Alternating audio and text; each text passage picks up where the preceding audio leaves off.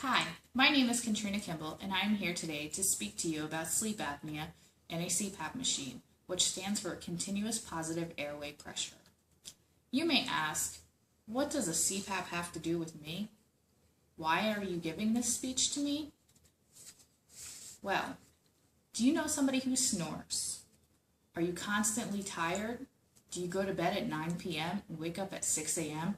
after 9 hours of sleep? Rejuvenated? Are you well rested? If not, chances are you aren't getting the adequate amount of sleep that your body needs and deserves.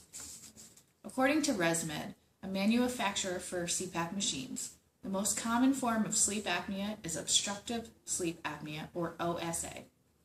OSA occurs when your throat relaxes during sleep and partially or completely blocks your airway.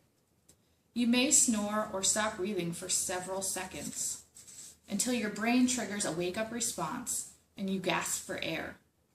This can happen hundreds of times a night, and you won't usually remember waking up at all.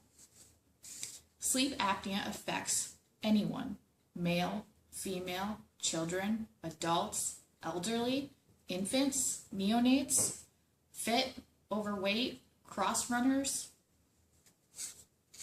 Common symptoms of sleep apnea are loud snoring, lack of energy, daytime sleepiness, morning headaches, high blood pressure, depression, and a partner or family member who notices that you stop breathing. If left untreated, this can lead to diabetes, high blood pressure, stroke, heart disease, obesity, and consistent tiredness, which puts you at a higher risk for accidents, including automobiles. The good news is, treatment is the easy part.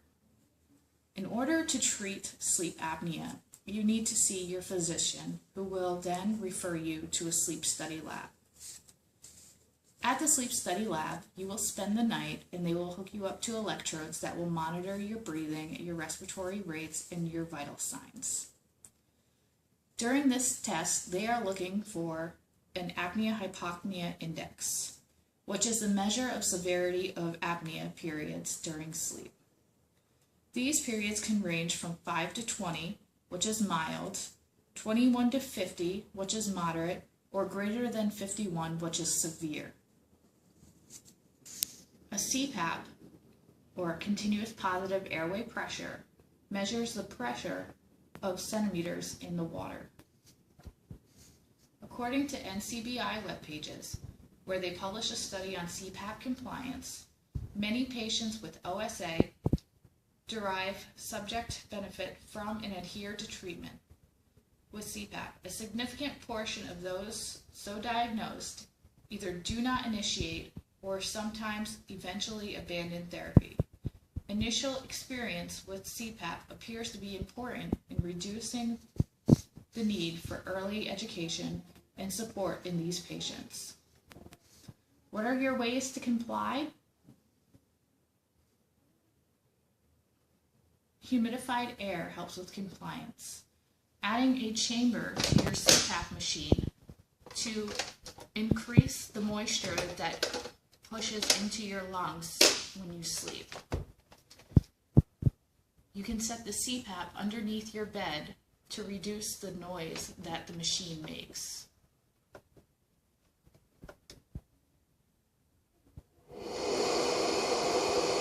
Can you sleep with that? Not many people can. There is a ramp button that you could push to change your pressure. Your doctor prescribes, say, a pressure of 9. When you initially get your mask, you might put it on and feel that pressure is too much for you.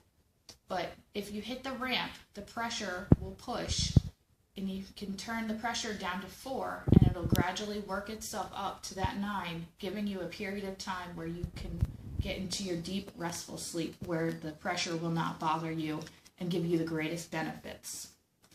Another way for compliance, a lot of people complain about the masks. There are now many different masks. This is a full nose and oral mask.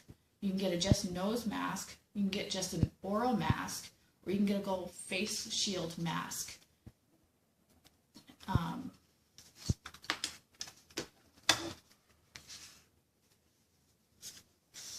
Left untreated, sleep apnea can have a long-term negative effect on your heart, metabolism, and overall health. Do you think it's still just a snoring problem? This is Kentrina, and this is my speech for CST100.